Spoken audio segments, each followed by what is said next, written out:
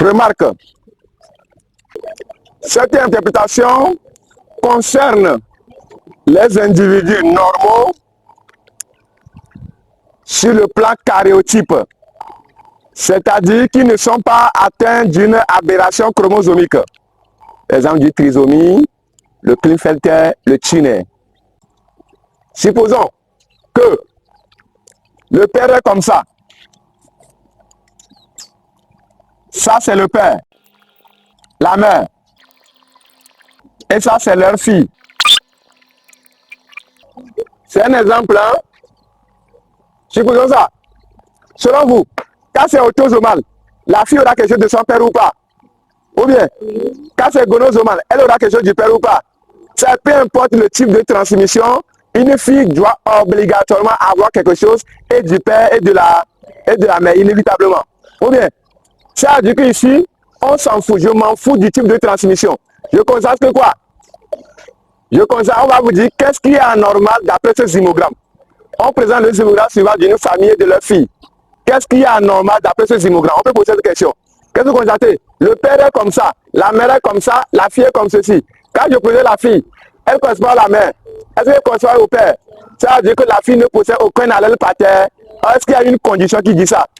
Si quelqu'un ne doit pas contenir un allèle paternel, ça doit être un gars, ce qui permet de conclure que la transmission est gonosomale. Or, c'est une fille plutôt qui n'a pas ça.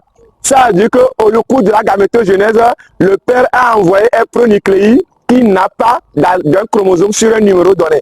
Donc la fille va avoir 45 chromosomes. C'est l'origine de Turner, ça. Donc si on présente ce zymogramme, la fille est atteinte de Turner. Donc quand tu prends la fille là pour faire la localisation, type de transmission, tu vas fausser. C'est pourquoi on dit que ce qu'on vient de dire là, ça concerne les individus qui sont normaux sur le plan karyotype. C'est-à-dire leur karyotype est toujours 2n égale à 46. C'est l'individu là qu'on prend pour faire la localisation. Donc si tu prends un individu qui est atteint d'une aberration, Turner, Klinefelter ou trisomie, ça va te tromper. C'est pourquoi on ne prend pas les individus anormaux. On va approfondir les anomalies chromosomiques après. Ici. Donc on va faire ce zymogramme après. Ça c'est le zymogramme des individus atteints des aberrations chromosomiques. Donc quand tu appliques ce qu'on vient de faire à ce zymogramme, tu vas fausser. Donc ça c'est le zymogramme pour enlever l'ambiguïté dans un pédigree où les deux transmissions sont vraies. Le zymogramme va enlever l'ambiguïté pour valider une transmission. C'est différent du zymogramme des individus atteints des aberrations chromosomiques. Donc il y a trois types d'électrophorèse qu'on doit faire. Électrophorèse pour enlever l'ambiguïté dans un pédigree, électrophorèse sans pédigree et électrophorèse des aberrations chromosomiques. Donc quand tu vois électrophorèse sur l'épreuve, il faut faire attention, c'est quel type d'électrophorèse. Pour dire que l'électrophorèse c'est très dangereux pour l'hérédité humaine. Électrophorèse est la notion de probabilité. On vous a fait ça en classe, non? Ou bien?